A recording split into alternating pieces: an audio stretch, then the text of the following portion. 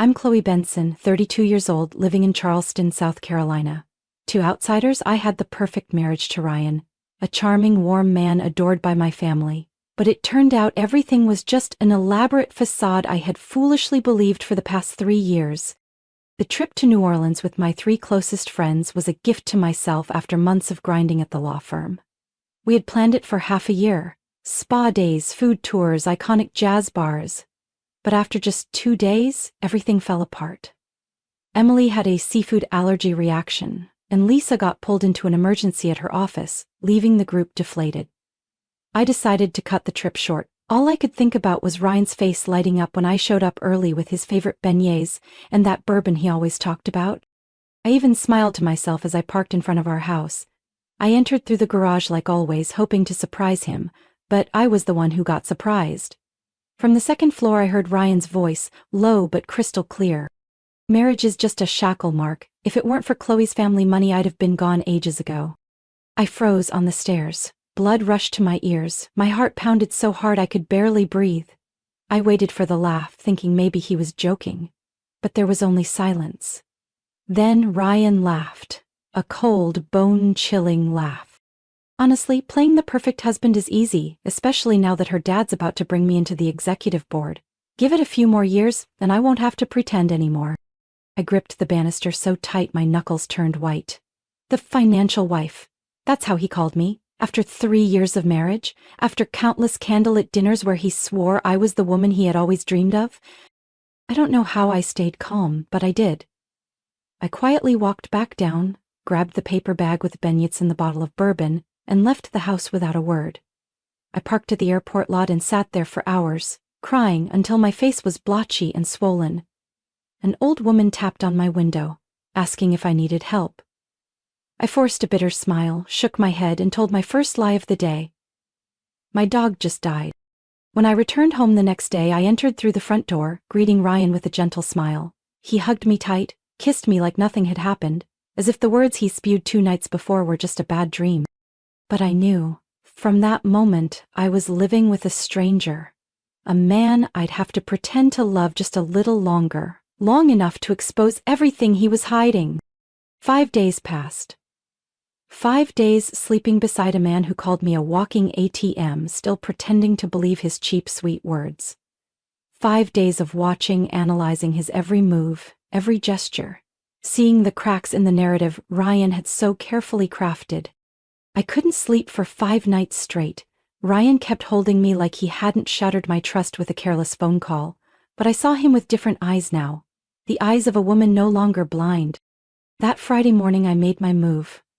I told him I had to stay late at the law firm, but instead I went to the bank.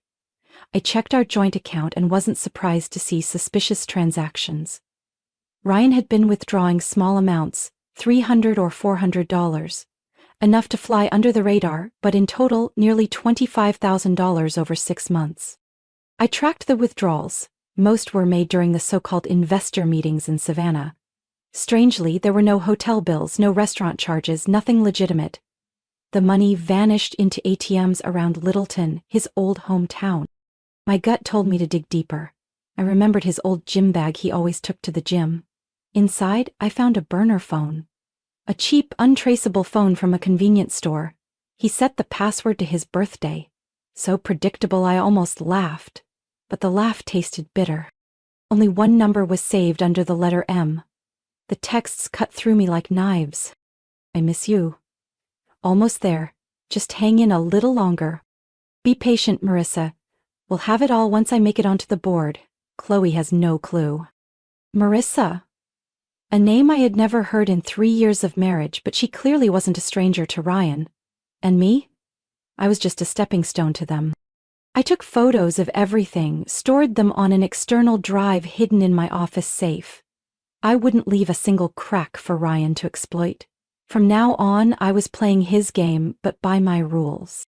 I secretly opened a personal bank account at a small local bank downtown, where Ryan had never set foot.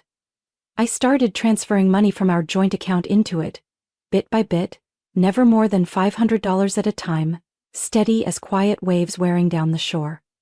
I knew this might be bending the law, but I also knew Ryan had never played fair. On the outside, I stayed the doting wife, cooking dinners, asking about his day, but I left subtle clues. I forgot to pay the utility bill, letting him see the credit card was declined. I left staged emails open inquiring about divorce lawyers. I casually dropped hints that my father might be restructuring his private investments due to economic uncertainties. Ryan's reaction? Panic disguised under a polished mask. He started checking my phone, snooping through my emails, and out of nowhere suggested we take a vacation to Napa Valley to rekindle the spark. I smiled, nodded, fully aware he was testing the waters, trying to see if I had caught on. Day by day, he grew more unsettled. I noticed him trying harder with every little gesture, offering to drive me to work, brewing my morning coffee, even cleaning the balcony he had ignored for an entire year. But his eyes weren't the same. They carried the fear of someone losing control. I had everything I needed: proof of his withdrawals, the texts to Marissa, and most importantly, my confidence. I was going to let him believe everything was still under his control, just a little longer. I wanted Ryan to taste the same helplessness he had so casually inflicted, to feel the weight of the chessboard shifting right under his feet. And when the time was right, I'd make sure he couldn't get back up. I started changing. Nothing drastic, nothing too obvious, just small enough for Ryan to feel the unease creeping in. I stopped sending him sweet texts during work hours, stopped asking what he wanted for dinner. When I got home, I often claimed I was tired, locking myself in the office for hours, pretending to be on private calls he couldn't overhear. Whenever Ryan asked who I was speaking to, I would smile faintly and throw out something vague. An old client from Atlanta, a few projects needing review. Plausible enough not to raise red flags, but just ambiguous enough to keep him off balance. I left my laptop open, whether by accident or design is debatable, with searches about asset division in divorce and separate property protection laws in South Carolina. I knew Ryan wouldn't resist checking. And just as I predicted, he started acting. Ryan grew strangely cautious. He lurked while I slept, checked my phone when I was in the shower, even rummaged through my purse if I left it on the chair. One evening, I intentionally left a fake bank statement with a made-up balance from my private account on the kitchen counter. When I came back, the paper had vanished, leaving behind an empty space. I pretended not to notice. His behavior became increasingly blatant. He suggested we attend marriage counseling, something he had once laughed off when I brought it up last year. He sent flowers to my office every day, lavish bouquets with cards dripping with overly dramatic declarations of love.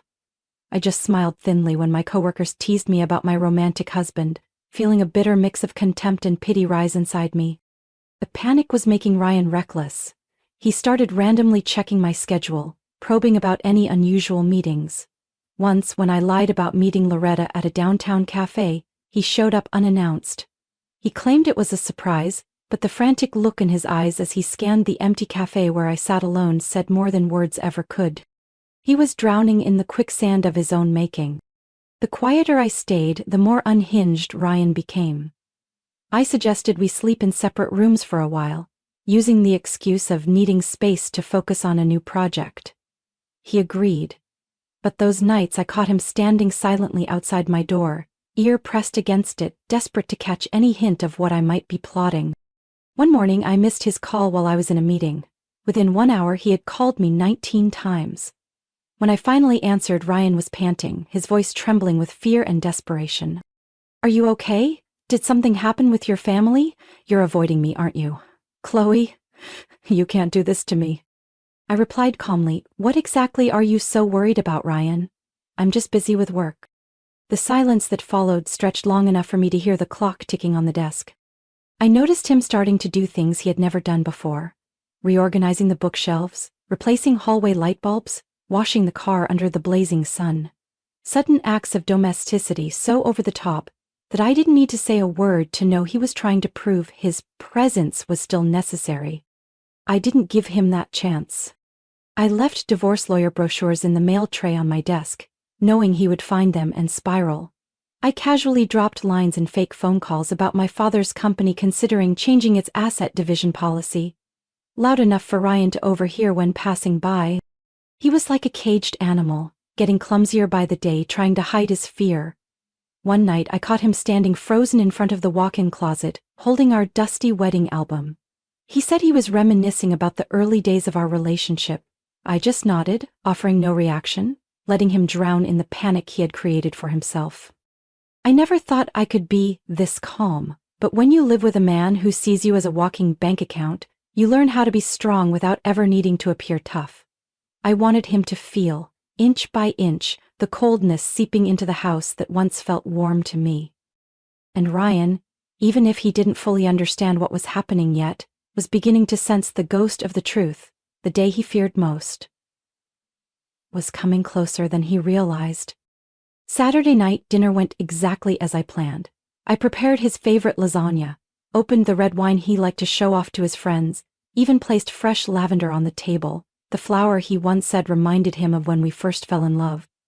Everything was so perfect, he couldn't have suspected a thing. Until I flipped the script. We sat under the soft glow of the dining room light, Ryan rambling on about the real estate deal he wanted to pitch to my dad next week. I sat quietly, offering the occasional smile, letting him play the role of the successful husband he clung to for so long. When he raised his glass to toast me, I took my chance. Ryan, I tilted my head slightly, keeping my voice steady, do you remember what you said during our 3-year anniversary dinner? That I was the best thing that ever happened to you? He smiled, that familiar gleam of confidence in his eyes. Of course I remember. Why do you ask? I swirled my wine, pausing just long enough to make him squirm. Because, I said, eyes locked on his face, I think you forgot what you told Mark in your office last week. About regretting our marriage. About how, if it weren't for my family's money, you would have left long ago. The wine glass in his hand froze mid-air. I watched his throat tense as he swallowed hard, but he tried to keep his cool.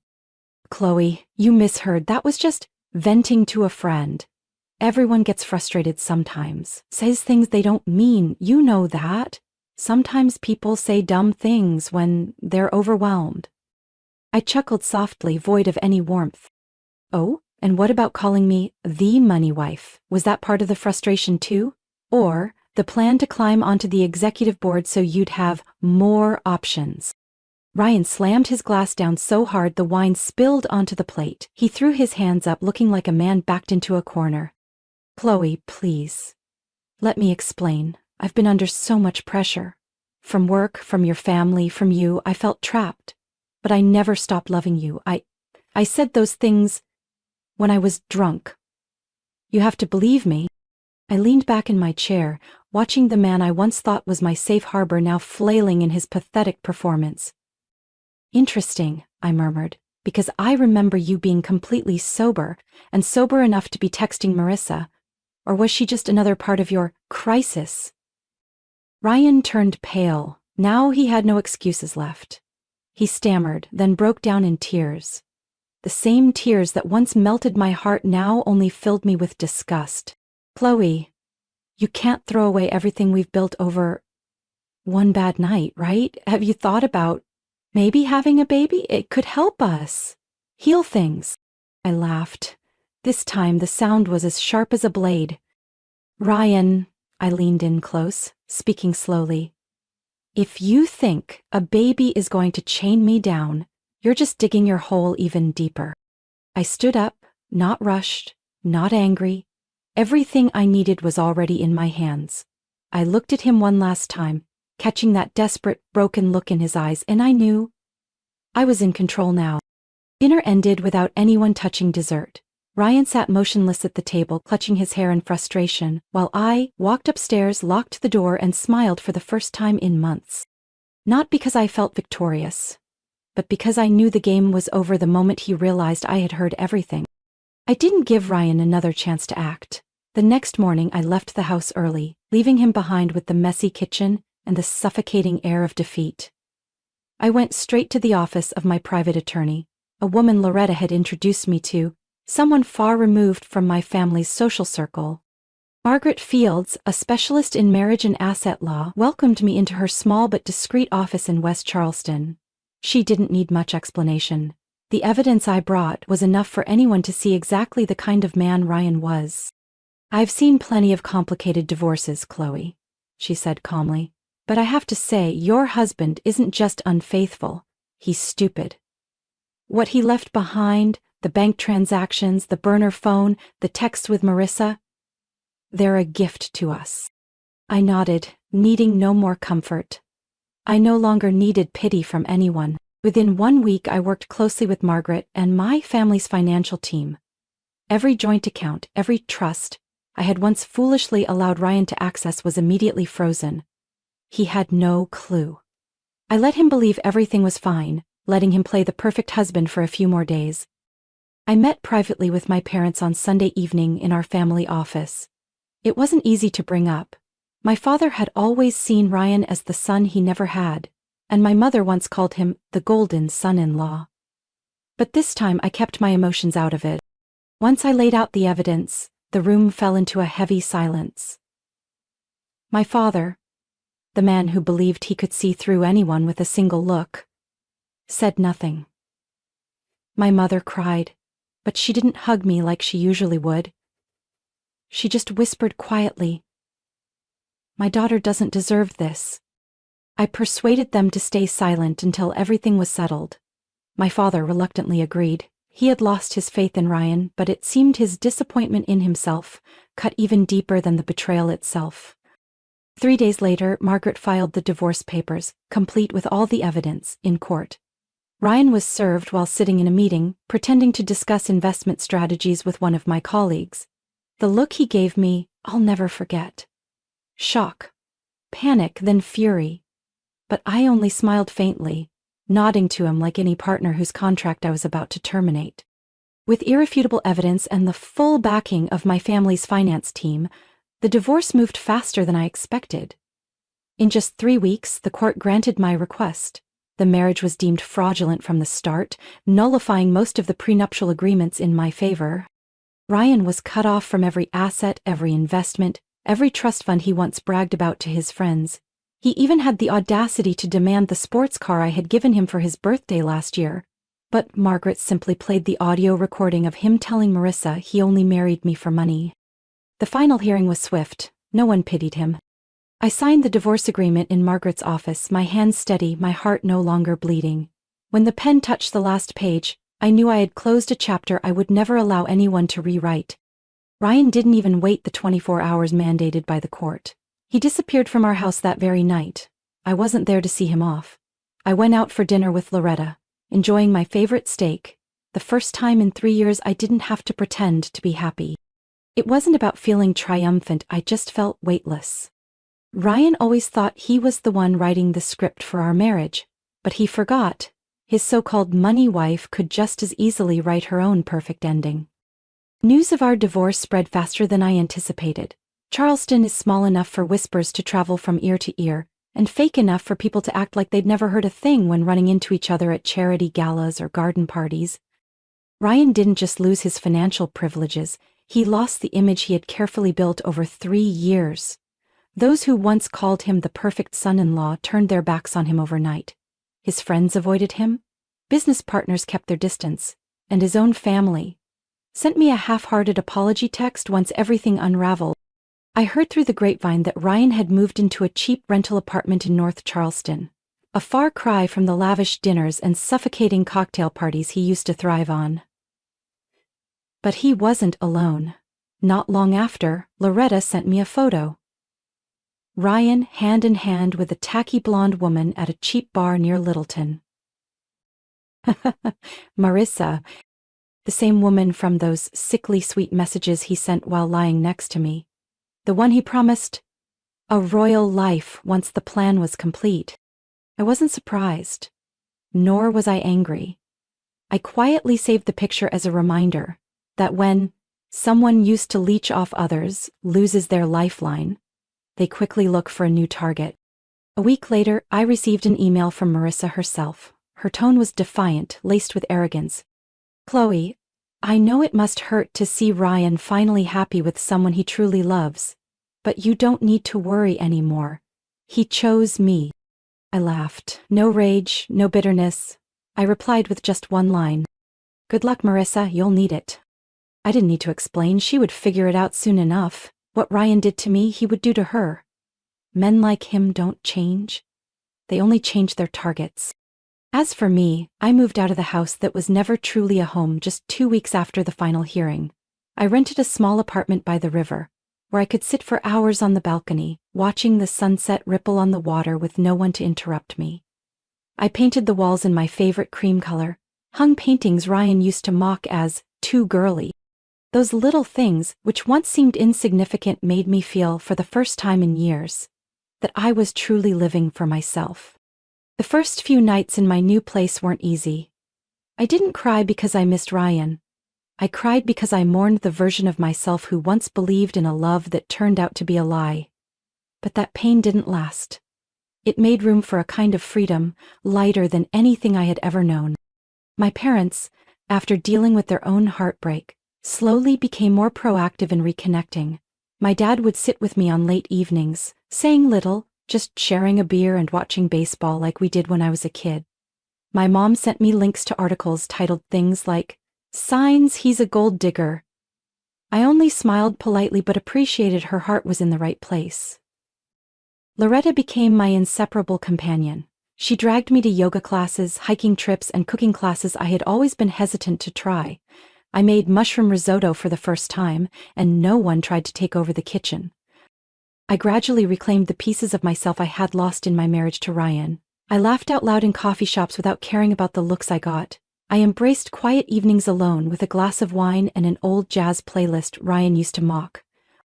Ryan thought he would destroy me, but all he did was help me find myself again. A month later, I received an invitation to speak at a women's law conference in Atlanta on the topic of financial self-protection in marriage. I chuckled when I read the email.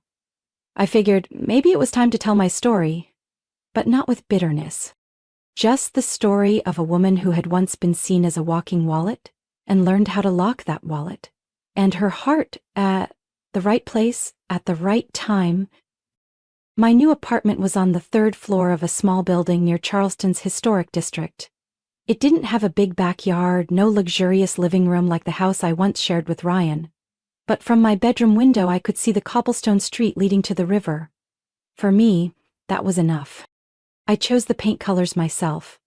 Soft olive green for the living room, creamy yellow for the kitchen. No one interfered, no one commented that the color isn't good feng shui, like Ryan used to. I hung up my old college photos, moments I loved but had hidden away behind the lifeless art Ryan picked out. On my first night there, I opened my favorite bottle of wine, sank into my newly bought armchair and watched the golden light bounce off the ceiling. A small, quiet space, untouched by anyone, where no one told me to lower my voice or mold myself to please them.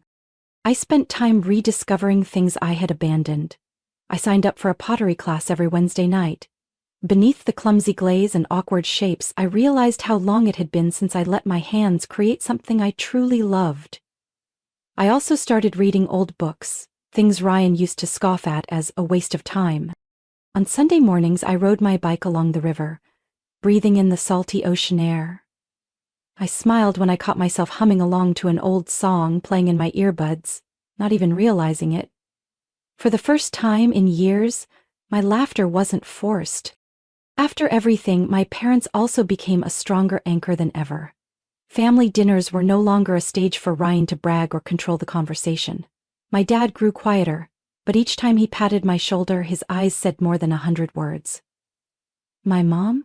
She became an unexpected ally.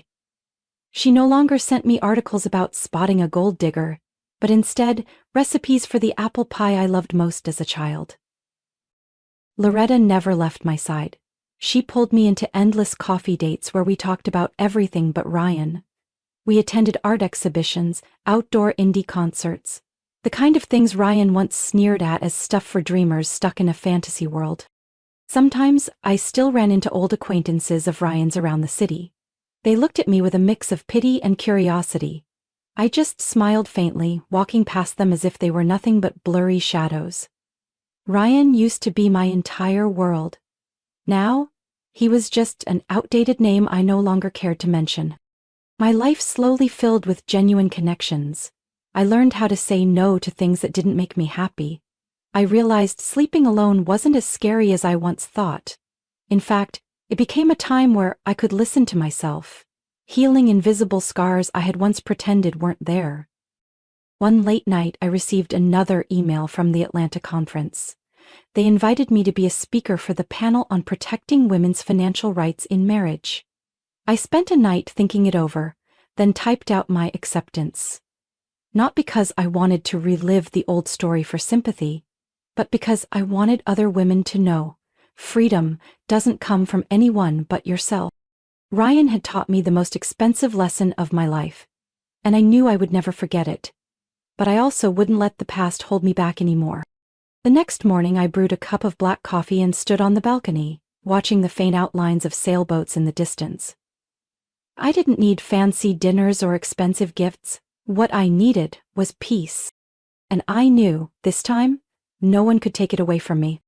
I'm not sure when exactly I stopped thinking of Ryan as a wound. Maybe it was one spring afternoon when I was rearranging my small pots of plants on the balcony, my hands covered in dirt, yet my heart felt light. Or maybe it was that morning when I realized I had forgotten his birthday without a single pang of guilt. Truthfully, I didn't care anymore. I stopped looking for him in familiar corners of the city, stopped wondering what he was doing, where he was, or who he was with. The messages and photos Loretta occasionally sent me of him and Marissa, as a joke, now only made me scroll past indifferently. His life was now his own, no longer tangled up with mine. I spent more time focusing on myself. I signed up for a French class, something Ryan once mocked as silly, who needs a dead language. I traveled alone for the first time in my life and realized I didn't need anyone else to fully appreciate the beauty of a foreign city. The people who once looked at me with pity now started looking at me differently, with curiosity and a bit of admiration. But I no longer cared about anyone's gaze. I didn't live to please others, nor did I live to prove anything to the past. My parents finally found their own peace too. Family dinners no longer revolved around Ryan or old stories. We talked about new projects, trips abroad, future plans that for the first time in years actually made me excited to think about. Loretta remained the best companion I could ask for. But now, she no longer checked my phone whenever a strange text popped up or secretly checked if Ryan showed up at social events. We had moved past those days, leaving behind the ghosts I had once let haunt me for far too long. One summer evening, while I stood on the balcony, looking at the city lights glittering below, Loretta asked me if I thought I would ever love someone again. I just smiled, sipped my wine. If I do, I said, that person will have to learn to love the real me, not the version they can control. Loretta didn't reply. She just raised her glass and clinked it gently against mine under the soft golden light. I didn't need anyone to write me a fairy tale anymore. I had written my own story. And this time, I didn't need a prince to feel whole. I didn't need to say aloud that I was free. The way I lived, the way I breathed, the way I walked through familiar streets with new legs, that was answer enough. Perhaps the bitterest thing Ryan would never understand was this. The very things he saw as my weaknesses, my heart, my trust, were exactly what made me 100 times stronger than him. He once saw me as a walking wallet, a naive woman easy to manipulate. But I was no longer the Chloe he once knew. And I didn't need anyone to know that but me. In real life, Chloe's story isn't just a lesson about betrayal. It's a testament to the inner strength of a woman rising from the ashes. She chose not to drown in bitterness or blame, but to rebuild herself, step by step, with determination, courage, and self-respect. Chloe understood that true freedom doesn't come from someone else's love or validation, but from valuing yourself enough to live a life you choose. What do you think about Chloe's journey? How would you act if you were in her shoes? Feel free to share your thoughts in the comments. And don't forget to follow the channel to catch more heartfelt stories about family life.